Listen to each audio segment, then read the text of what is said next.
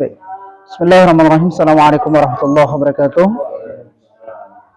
Alhamdulillah hamdan katsiran thayyibatan mubarakan fihi kama yuhibbunallahi yarda. Asyhadu an la ilaha illallah wahdahu la syarika lahu wa asyhadu anna sayyidana Muhammadan abduhu wa rasuluh alladzi la nabiyya wa la rasula ba'dahu. Allahumma shalli wa sallim ala hadzal nabiyil karim wa nahnu ala dzalika minasyahidin wasyakirin walhamdulillahi rabbil alamin. Subhanakallah la ilma lana illa ma 'allamtana innaka antal alimul hakim. Bapak-bapak, tuan-tuan guru kami yang memuliakan Allah Subhanahu wa taala, bersyukur kita kepada Allah di malam ini Allah Subhanahu wa taala masih izinkan kita berkumpul di rumah Allah dalam rangka thalibul ilmi. Mudah-mudahan Allah Subhanahu wa taala menjaga kita dan mengangkat derajat kita sebagaimana apa yang didoakan oleh Rasul, apa yang disampaikan oleh Rasulullah sallallahu alaihi wasallam. Jikalau Allah Subhanahu wa taala akan mengangkat derajat seseorang, maka Allah akan buat dia faqih fiddin, paham terhadap agamanya. Baik, ikhwan al-kiram yang dimuliakan Allah Subhanahu wa taala, berbeda dengan waktu-waktu yang telah lalu, kita membahas terkait pola yang acak ya. Ada masa di mana kita membahas masalah akidah, ada masa di mana kita membahas akhlak, dan ada masa di mana kita membahas masalah syasah. Untuk kedepannya mungkin kami berencana akan menghabiskan penjelasan terkait fikih sistematis. Ini memang sengaja buku kecil yang kami bawa, kitabnya kecil tapi sebenarnya ini cukup luas ya. Ini kitab, judul aslinya adalah Tadhkirah Asadidah fil Masail Mufidah, karya Sayyid Hasan bin Ahmad bin Muhammad Al-Kaf, atau ada yang menyebutnya Habib Hasan bin Ahmad bin Muhammad Al-Kaf. Ini ulamanya masih hidup sampai sekarang. Beliau bermazhab Syafi'i. Ini beliau nukil dari pengajian yang beliau ikutin bersama guru beliau Habib Zain bin Ahmad, yang itu membuka terkait penjelasan mazhab Syafi'i, fokusnya pada penjelasan mazhab Syafi'i terkait masalah ibadah ya. Ini terdiri dari beberapa bab ya, dari mulai bab taharah sampai kepada bab munakahat. Maaf, yang saya pegang cuma sampai bab haji ya. Ada 6 bab yang dibahas, dari mulai bab taharah, kemudian bab salat, kemudian bab puasa, bab zakat, dan juga bab haji. Ini yang dijelaskan di dalam kitab ini. Baik.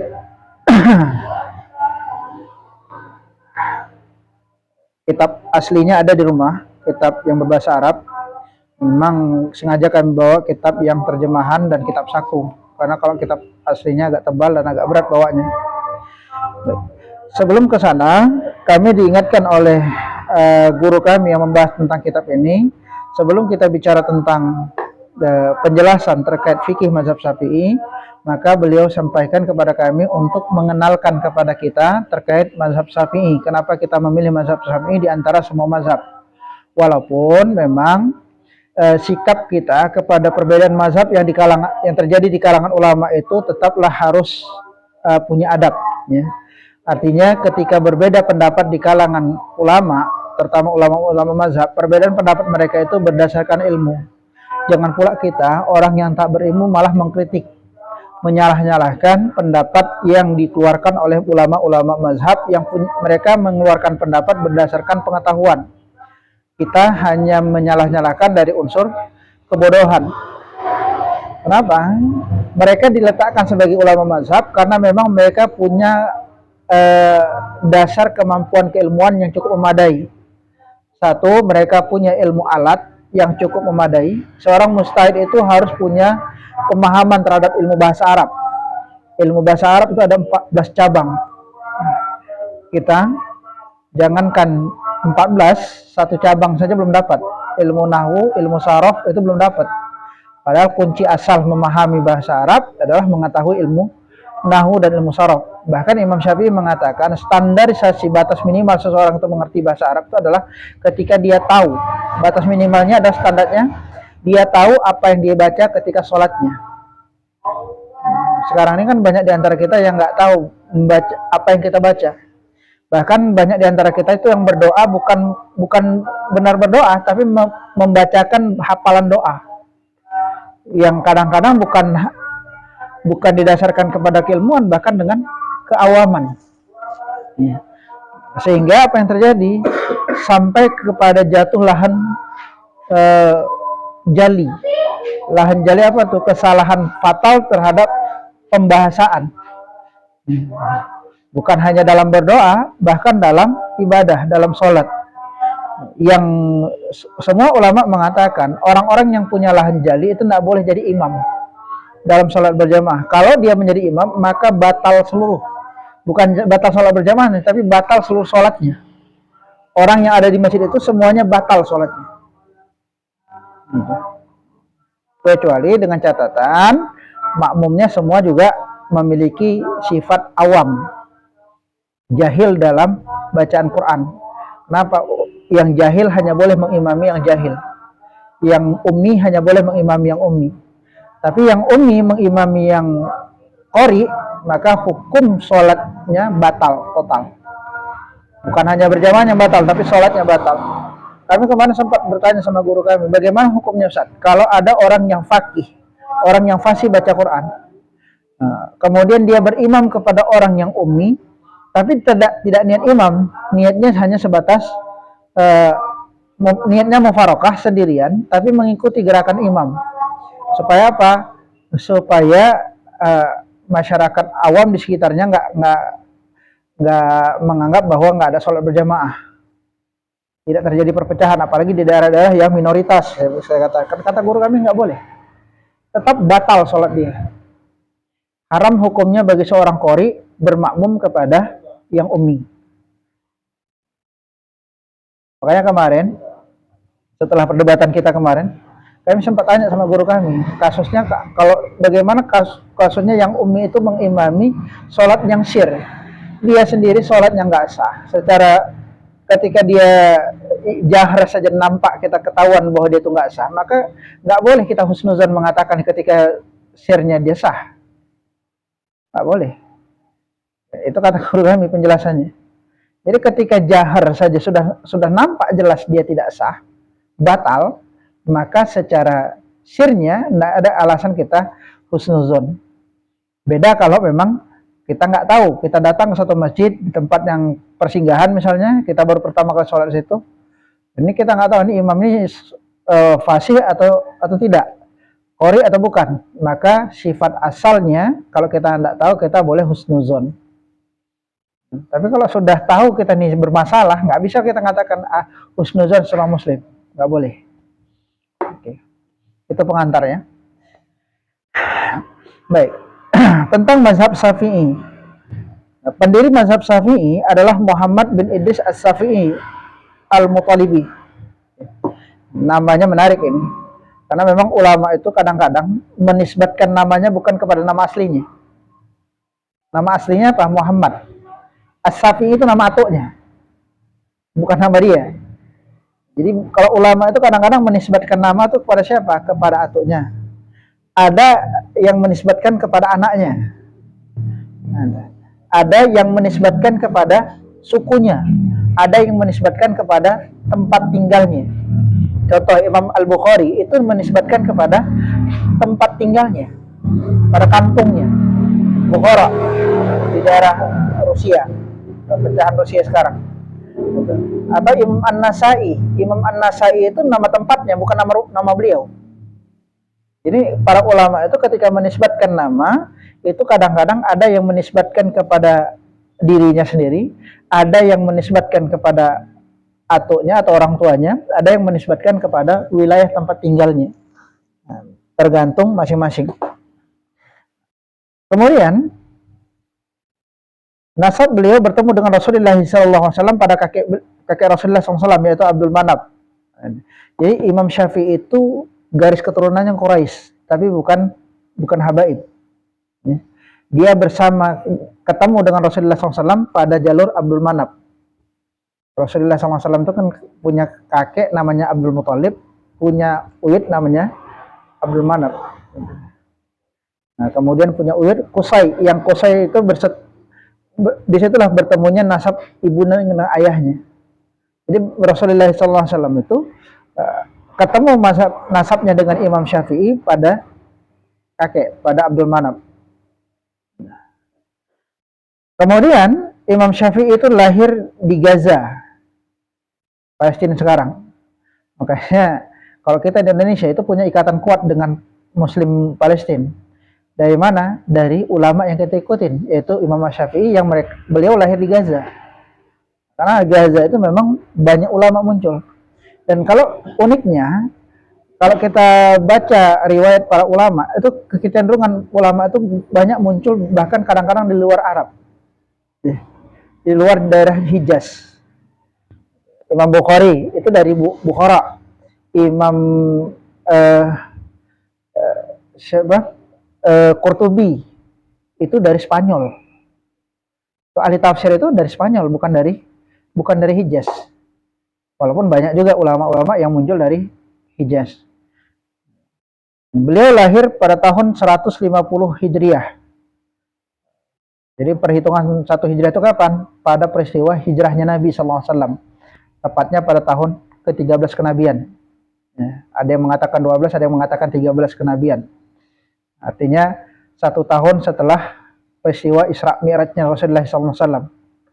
Nah, karena tahun ke-10 Rasulullah SAW itu mengalami yang dikatakan tahun kesedihan, di mana istri beliau yang tercinta Khadijah radhiyallahu an dan paman beliau Abu Thalib itu dipanggil oleh Allah Subhanahu wa taala, sehingga dakwah beliau mengalami guncangan.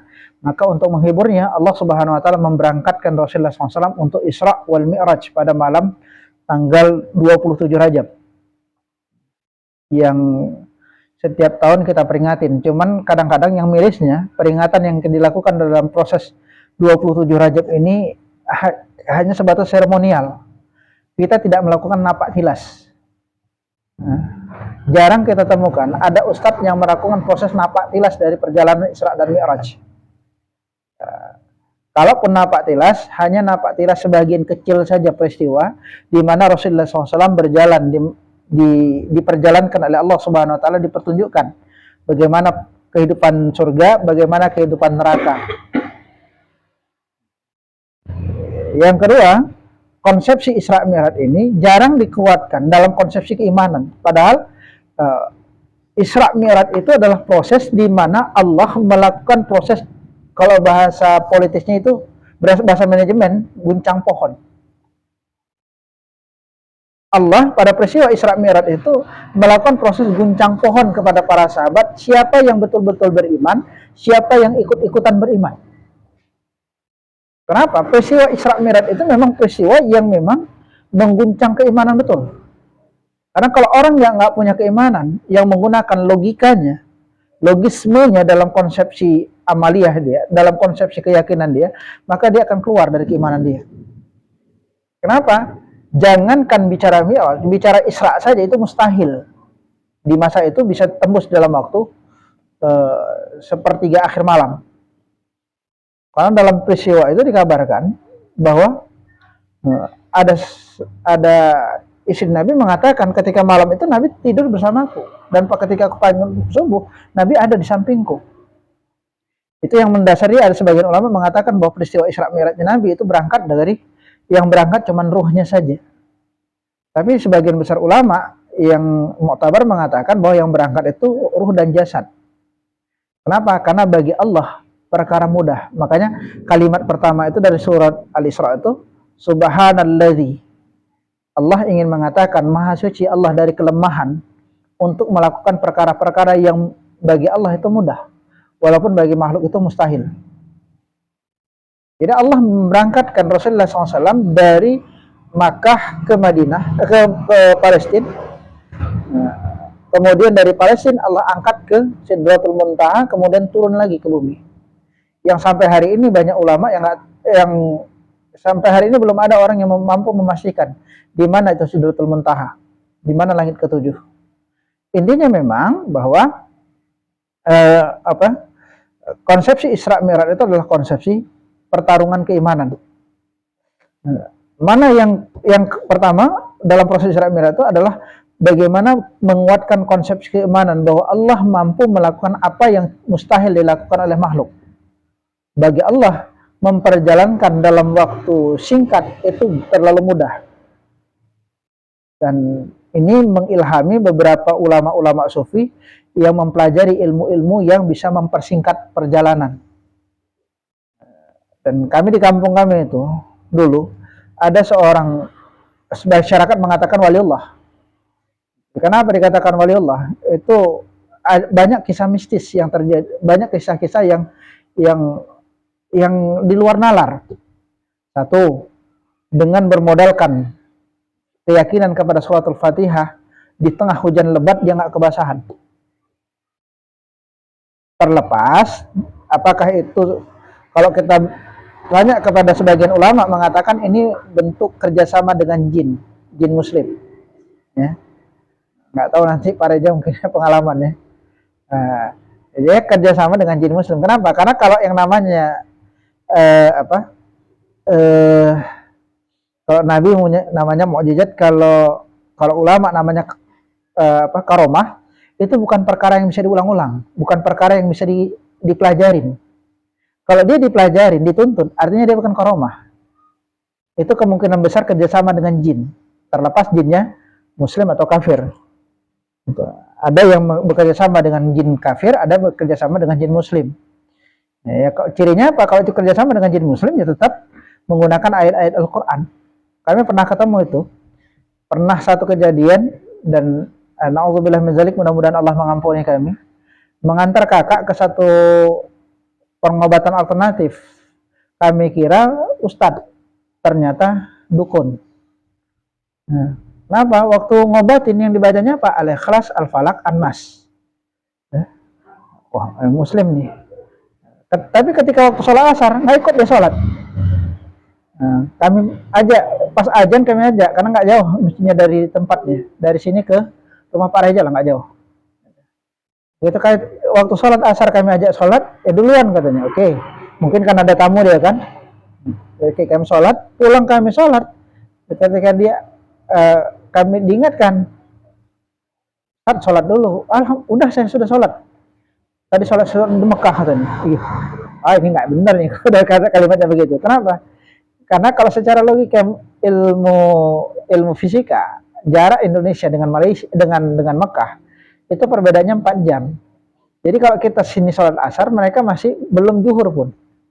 Kalau kita di sini sholat isya, mereka masih asar. Karena kita jam 8, mereka masih jam 4.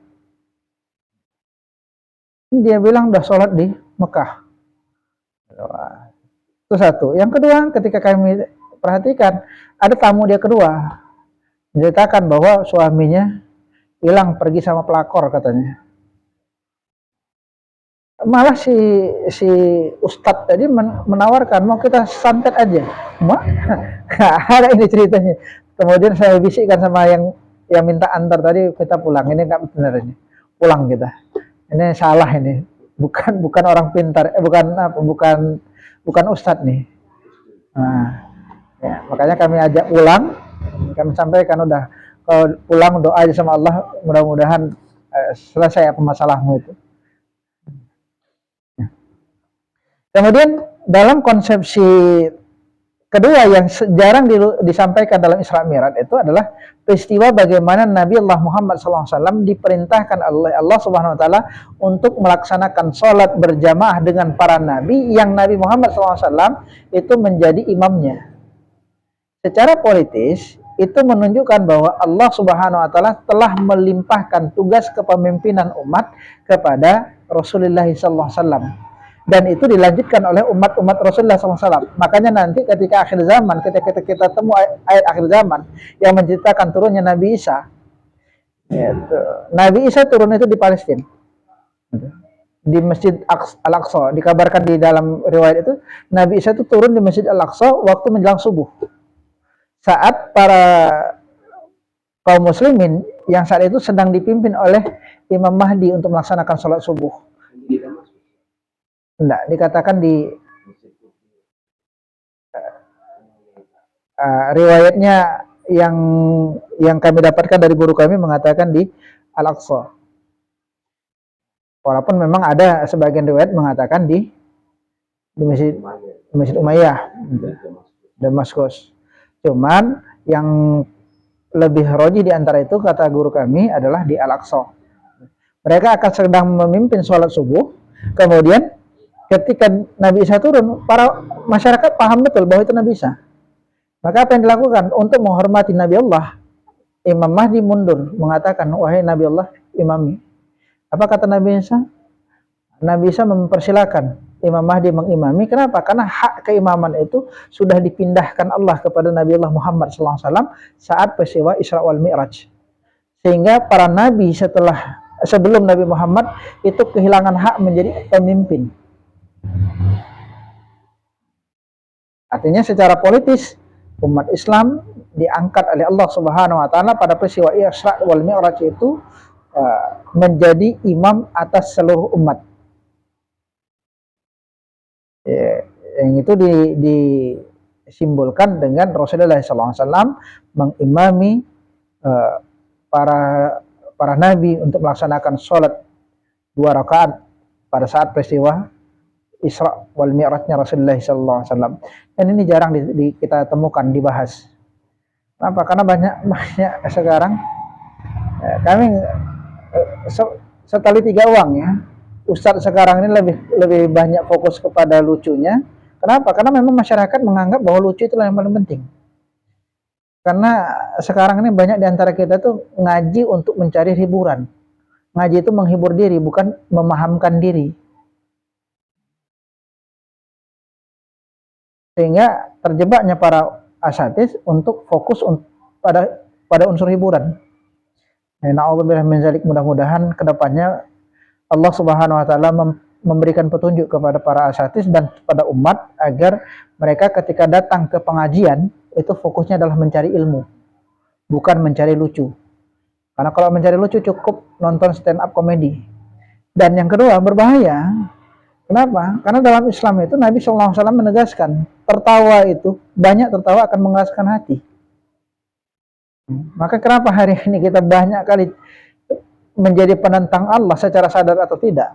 Karena kita paling sering itu ketawa, keras hati kita untuk menerima nasihat dari Al-Quran, untuk menerima nasihat dari para ulama. Beliau dibawa ke Mekah dan belajar kepada gurunya Imam Khalid bin Muhammad Ajanji, seorang mufti Mekah, juga kepada Fudail bin Iyad. Ini menarik. Syekh Fudail bin Iyad ini, kalau kita baca sejarahnya, ini seorang yang saya katakan luar biasa. Ketika Allah Subhanahu wa taala berikan petunjuk di usia dia yang enggak lagi muda. Ada sebagian mengatakan bahwa dia itu tobat di usia 45-an.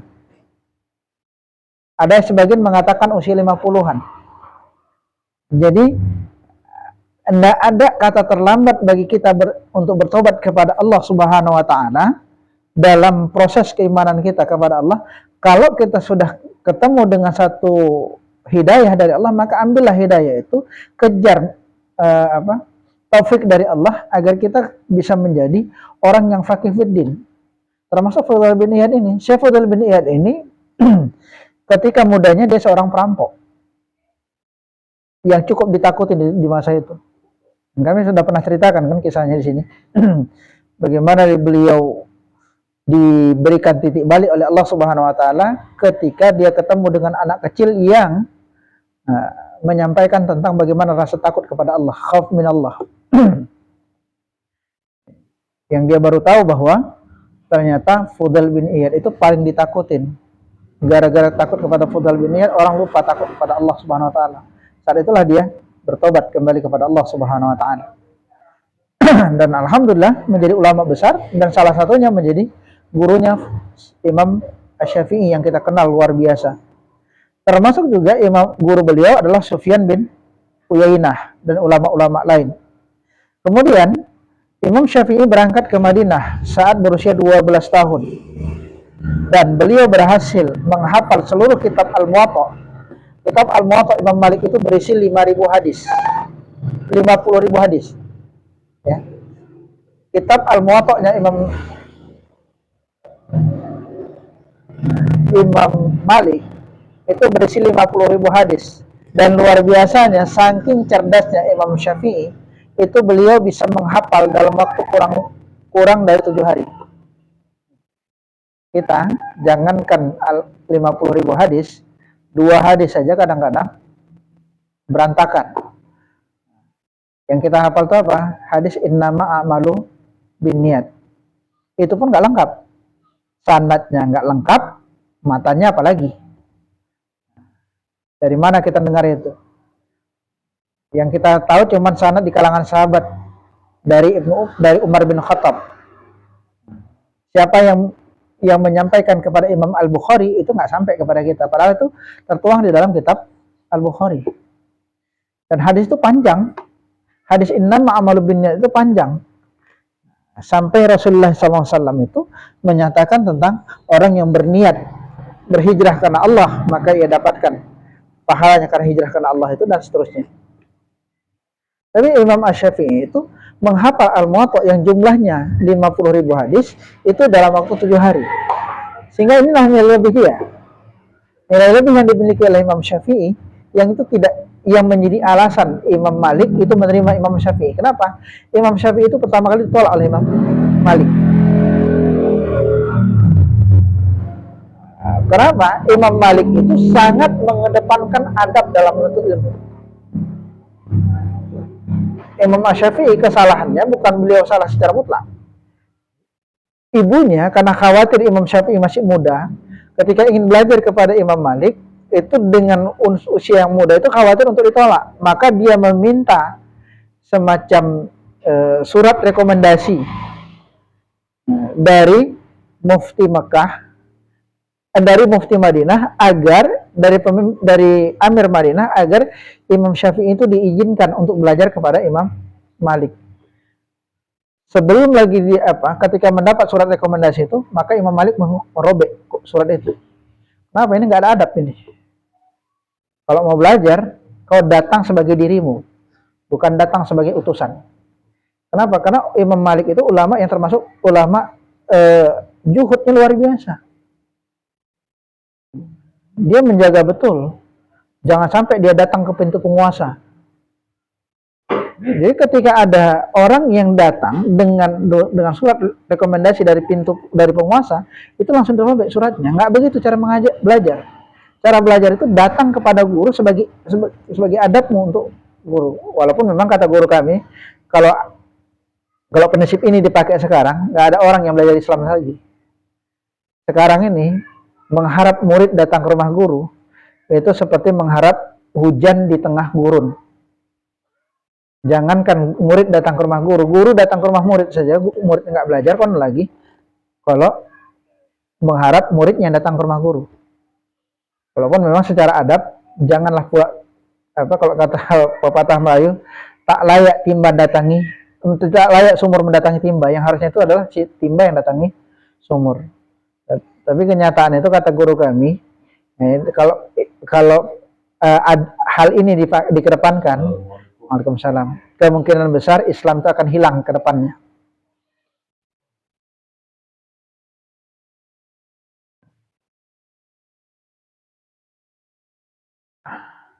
Kemudian pada saat belajar dengan Imam Malik, beliau menjadi murid yang paling terpandai di antara seluruh muridnya Imam Malik. Bahkan pernah satu kejadian begini. Ada semacam kekeliruan, ya, tanda petik. Kekeliruan di antara murid Imam Syafi'i ketika memahami tentang ayat Allah, hadis Rasulullah SAW yang mengatakan biarkan burung itu di sangkarnya, di tempatnya.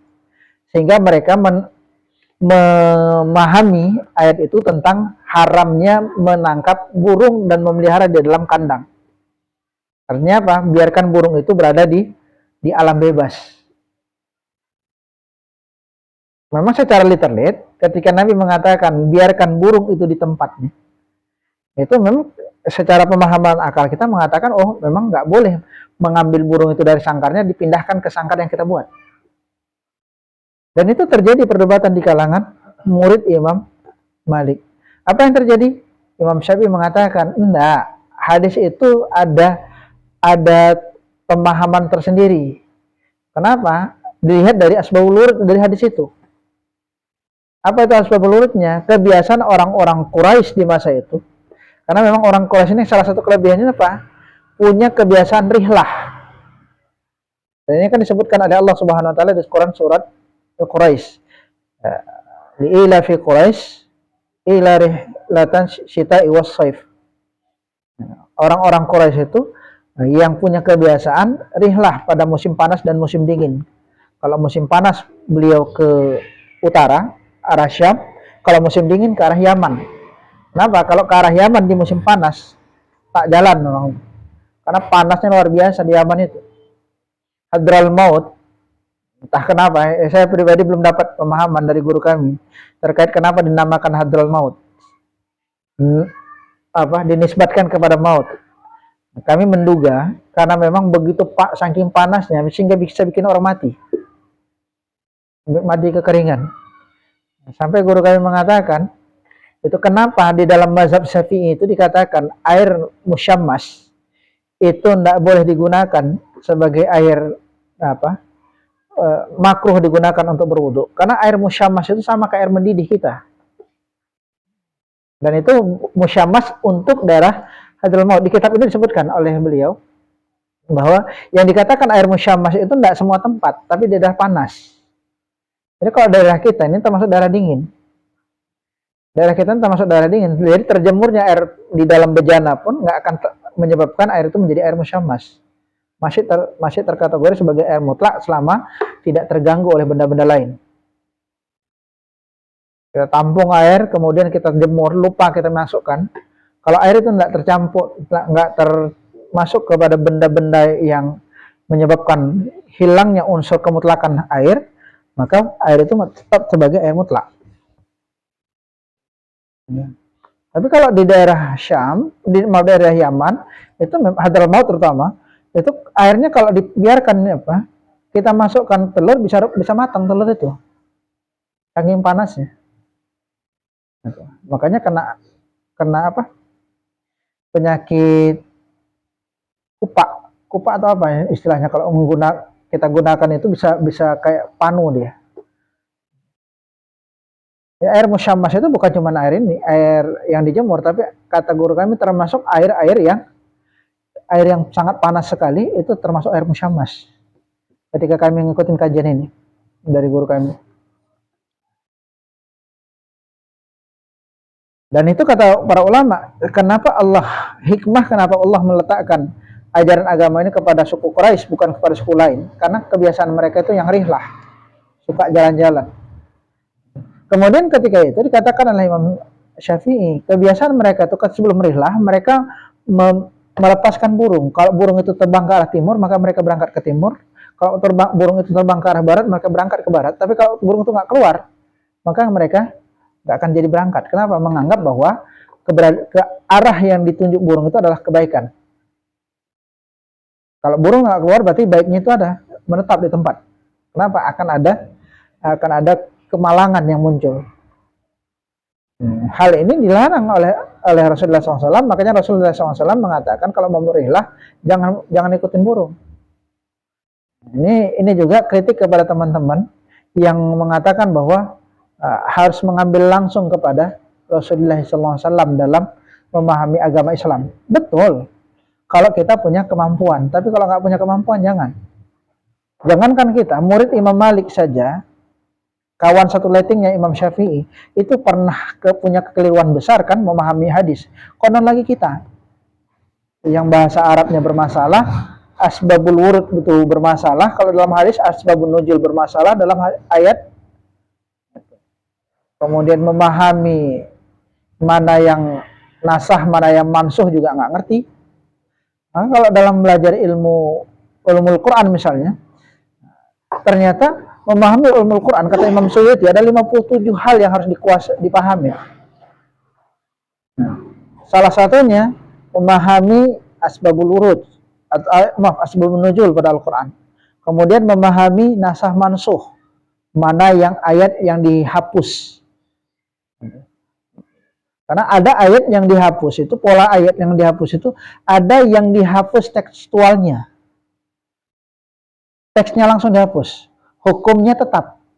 Teksnya ada, teksnya hilang, tapi hukumnya tetap. Tetap ada. Ada yang dinasah dengan cara menghapus teksnya dan menghapus hukumnya. Ada yang dihapus apa? Hukumnya, ayatnya tetap. Ayatnya ada, tapi hukumnya dihapus. Ada yang ayatnya ada, tapi hukumnya diganti dengan hukum yang baru. Ini bicara nasah mansuh. Bahaya sih. Kalau kita cuma baca Quran saja dengan mengandalkan terjemahan, kemudian kita mengambil hukum, ini makin penyakitan kita nanti dalam beragama. Kami disampaikan sama guru kami. Makanya itulah penting kenapa kita wajib punya guru. Maka ada ulama mengatakan belajar tanpa guru itu sama seperti belajar kepada setan. Kenapa? Dia khawatirkan proses pembelajaran kita itu kita mengikuti nafsu. Apalagi kalau kita bicara masalah fikih 4 mazhab. Ini kan perbedaan pendapat di kalangan ulama. Mana yang kita ambil? Sifat asalnya mengambil dalil terkuat di antara semua. Kita nggak punya pemahaman terhadap dalil, maka cari ulama yang menurut kita paling kuat pemahamannya di antara semua ulama. Nah, masalahnya kita nggak punya kemampuan itu. Maka yang kita sering terjadi itu apa? Cari yang paling gampang untuk kita kerjakan. Nah itu kan terjadi salah satunya di proses zakat fitrah. Ulama Imam Syafi'i mengatakan bahwa zakat fitrah itu satu sok dengan kutil balad, makanan pokok di negara itu. Dan nggak boleh dibayar dalam bentuk nilai. Sementara Imam Malik mengatakan boleh diganti dengan nilai, bukan bedahnya. Tapi ukurannya satu soknya ada 3,8. Kita penyakit kita ambil paling gampang di antara itu kedua. Imam Syafi'i yang ukurannya kecil, Imam Malik yang cara mengeluarkannya lebih mudah, yaitu dengan uang. Artinya apa yang terjadi? Kita ngikutin nafsu, bukan ngikutin ilmu. Itu yang terjadi sekarang. Kemudian selanjutnya Imam Syafi'i berangkat menuju Yaman dan belajar kepada Mutarib Ibnu Mazin dan banyak ulama yang disebutkan di sini, guru-guru Imam Syafi'i. Kemudian selanjutnya Imam Syafi'i berangkat ke Mesir. Di sana ijtihad beliau banyak yang berubah terkait dengan banyak sekali permasalahan, sehingga beliau mencabut pendapat-pendapatnya dalam mazhab qadim dan membangun mazhab jadid. Makanya kita kenal dalam konsep mazhab Syafi'i ada istilah qaul qadim, ada qaul jadid. Qaul qadim dan qaul jadid ini sebagian orang memahami bahwa terjadi perubahan pendapat, perubahan hukum karena perubahan tempat dan waktu. Sehingga muncullah kaidah la yankiru tughayyiru ahkam bi tughayyiru makan wa zaman. Tidak diingkari perubahan hukum karena perubahan tempat dan perubahan waktu. Ini pendapat ini dikritisi oleh sebagian besar ulama. Yang berubah bukan hukumnya, tapi fakta hukum. Yang terjadi itu bukan perubahan hukum, tapi perubahan fakta hukum. Hukumnya tetap. Dalam takhirnya, dalam qaul qadim dan qaul jadidnya Imam Syafi'i, yang berubah itu bukan hukum, tapi fakta hukum. Sehingga kesimpulan hukumnya mengikuti faktanya. Karena dalam proses istinbat hukum, seorang ulama itu, kata guru kami, bahwa mereka melakukan proses pendalaman terhadap fakta, kemudian pendalaman terhadap dalil, kemudian dikawinkan, barulah keluar hukum. Tapi hukum itu sendiri nggak berubah. Makanya contoh begini Pak, hukum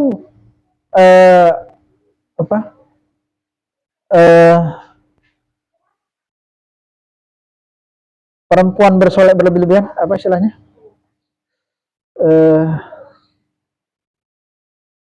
Perempuan bersolek berlebih-lebihan, apa istilahnya lupa saya? Bukan. Dalam bahasa Islamnya Allahu Akbar. Tadi sudah hampir keluar. Perempuan bersolek berlebih-lebihan di hadapan laki-laki. Itu hukumnya tetap haram. tabaruj. Hukum tabaruj itu tetap haram. Dimanapun hukum tabaruj itu haram. Cuman fakta tabaruj itu di Indonesia dengan fakta tabaruj di Timur Tengah beda. Kenapa? Karena tabaruj itu sifat. Yang dikatakan sifat tabaruj itu apa? Sifat yang memalingkan pandangan wajah laki-laki kepada perempuan itu. Dan di Indonesia, perempuan pakai baju warna-warni itu nggak membuat kita ngikutin mengalihkan pandangan kita sama dia. Jadi perempuan pakai baju berbunga, batik kita katakan, ya kita biasa aja. Kenapa? Bagi kita perempuan itu ya biasa aja karena memang pakaian harian mereka begitu. Tapi jangan coba-coba pakai di Timur Tengah. Di Timur Tengah pakaian cerah begitu cukup betul-betul menarik pandangan. Makanya perempuan di Timur Tengah itu pakaiannya cuma 3 warnanya. Hitam, coklat, putih. Kalau di luar itu sudah dianggap tabaruj. Dan kami pernah melihat itu waktu kami perjalanan umroh tahun 2019 itu ada jamaah dari Afrika itu pakai jilbab hitam atau gamis hitam, kerudungnya warna pink. Bayangkan di tengah matahari yang terik menyala, mereka pakai kerudung warna pink. Kerudung bawahannya hitam, kulit mereka hitam. Menarik betul itu. Sehingga ketika kami selesai sa'i kan berhenti di lantai 2. Nah, nampak dengan jelas dan itu memang nampak beda. Kerumunan mereka itu nampak beda, jamaah mereka itu nampak beda. Ada sekitar 40 orang perempuan dari Afrika. Nah, karena memang fakta tabaruj di Timur Tengah dengan fakta tabaruj kita di Indonesia itu beda. Tapi hukumnya tetap sama. Mau di Indonesia, mau di Timur Tengah, itu yang namanya tabaruj, perempuan itu berhias berlebihan sehingga menarik perhatian laki-laki, itu hukumnya tetap haram. Nah. Beliau menyusun kitab ini sebagai kitab induk beliau dalam bab usul fikih. Karena memang seorang ulama mazhab itu harus punya usul fikih sendiri. Yang standarisasi hukum beliau itu mengatakan bahwa dalil dalam perkara syariah itu cuma 4. 1. Al-Quran, 2. As-Sunnah, 3. Ijma' sahabat, 4. Qiyas. Qiyas yang dibangun pun qiyas syar'i, bukan qiyas akli. 4 ini ya, nggak berlebih. Beda dengan Imam Malik. Imam Malik itu memasukkan al-adad ahlul Madinah, al-adad. Namun di batas beliau adat ahlul Madinah. Dengan catatan adat ahlul Madinah berdasarkan tulisan Syekh Ramadan Al-Bukhti ketika beliau menyikapi apa yang ditulis Imam Malik dalam konsep usul fikih beliau, termasuk diantaranya marsalih mursalat, ihtisan dan lain sebagainya. Syekh Ramadan Al-Bukhti itu mengatakan Imam Malik ketika mengatakan bahwa ada tambahan di antara usul fikih beliau itu dengan catatan, bukan lepas. Ketika Imam Malik mengatakan adat yang dimaksud adalah adat Al-Madinah dengan catatan adat itu tidak bertentangan dengan syariat. Kenapa dimasukkan adat Al-Madinah? Karena memang orang Madinah yang paling tahu terkait ayat-ayat Allah Subhanahu wa taala terutama tentang hukum. Kenapa? Karena ayat-ayat hukum itu banyak keluar di fase Madaniyah. Jadi kalau kita baca Al-Quran nanti ada Al-Quran yang itu turun di fase Makkah, ada Al-Quran yang turun di fase Madaniyah. Sebagian besar ayat tentang syariat, tentang perintah melaksanakan satu amalan dan meninggalkan satu larangan itu lebih banyak turun di Madinah, bukan di Mekah.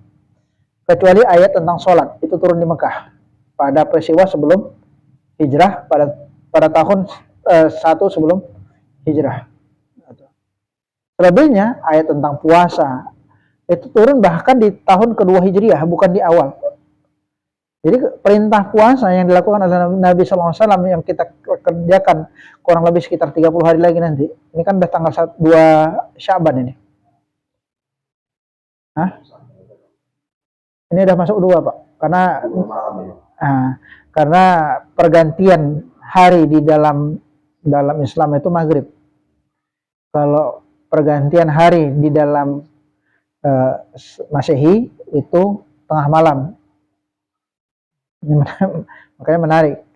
Anak saya itu lahirnya di tanggal 2 November. Kalau di hitungan Masehinya masih 27 Rabiul Awal.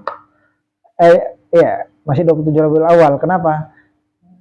Sudah 27 Rabiul Awal karena dia sudah pindah. Tapi kalau di hitungan dia masih mundur. Karena malam dia lahir.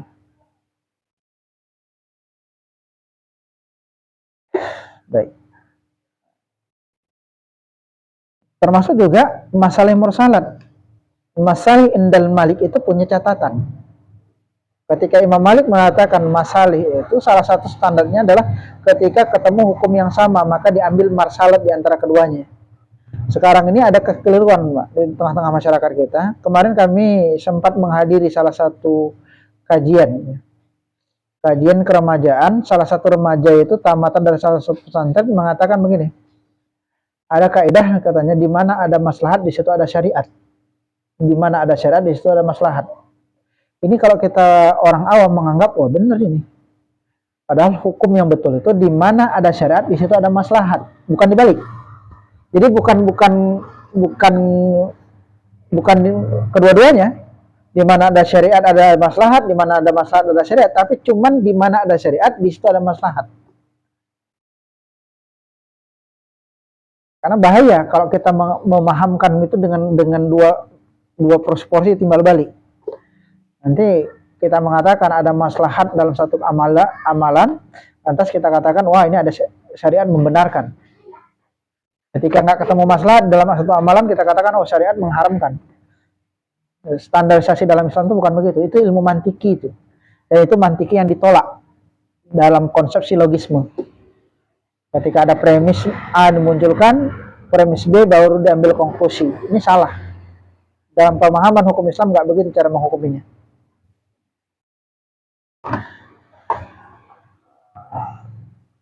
Kemudian beliau juga menulis kitab Ar-Risalah. Kitab Ar-Risalah inilah yang mengawali kitab usul fikih dan membuka kunci-kunci usul fikih dari mazhab Syafi'i.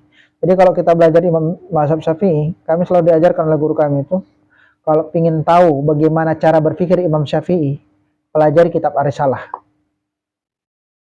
Sehingga kita tahu cara berpikirnya. Karena memahami ulama itu ulama mazhab khususnya itu memahami cara berpikirnya itu lihat dari kitab usul fikihnya. Karena di kitab usul fikih itu dia mengajarkan kepada kita bagaimana menentukan sesuatu sebagai hakim atau bukan. Bagaimana menentukan benar dan salah, apa yang menjadi standar. Sehingga kita tahu kerangka berpikirnya.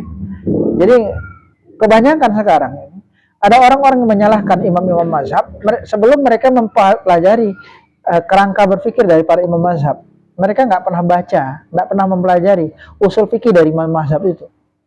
Yang terjadi apa? Mereka hanya ikut pengajian gurunya tanpa memahami teks asli dari ulama mazhab, kemudian dia salahkan dengan mengatakan bahwa mengikuti pendapat mazhab itu adalah mengikut sesat. Mereka bandingkan mau ikut Nabi atau ikut para ulama.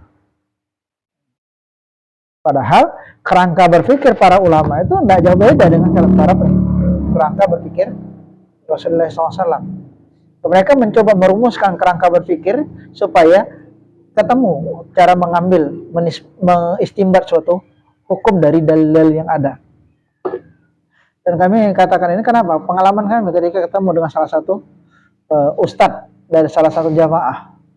Dia menyalahkan semua mazhab. Dia katakan Allah nyuruh kita wa'tasimu bihabillah. Keberadaan mazhab itu malah faktanya menyebabkan umat ini berpecah belah. Kenapa nggak muncul kepada satu mazhab saja? Ya nggak bisa. Kenapa? Faktanya memang berpecah belah itu dalam artian ada perkara yang dibolehkan dalam syariat itu dibenarkan, dimaafkan. Kita berbeda pendapat, tapi ada perkara-perkara yang kita nggak boleh berbeda pendapat. Dalam kajian itu para ulama mengatakan ada bab usul, ada bab furuk, ada bab cabang, ada bab asas. Bab asas itu yang nggak boleh kita berpecah belah. Tapi kalau bab cabang, selama berpegang teguh kepada asas tadi, tetap sah-sah saja berpecah belah. Dan ini masih menjadi PR kita ya. Banyak kasus di mana umat Islam hari ini ada semacam sentimen-sentimen kritik kepada para ulama mazhab yang tidak didasarkan pada ilmu. Wallahu alam, mungkin ini sebagai pengantar. Nah, insya Allah kedepannya kita akan bahas lebih dalam terkait bab. Insya Allah minggu depan kalau nggak ada halangan kita fokus kepada dari minggu depan sampai nanti mendekati puasa kita fokus kepada bab puasa. Untuk apa? Untuk merincikan puasa kita itu sudah benar atau tidak. Kalau ini tadi pengantar saja, tapi kami nanti akan lompatkan bab taharah, bab sholat. Tadi mengantar kita akan fokuskan ke bab tentang puasa. Wallahu alam, silakan kalau ada yang didiskusikan, ditambahkan atau dikoreksi dari apa yang kami sampaikan, kami silakan.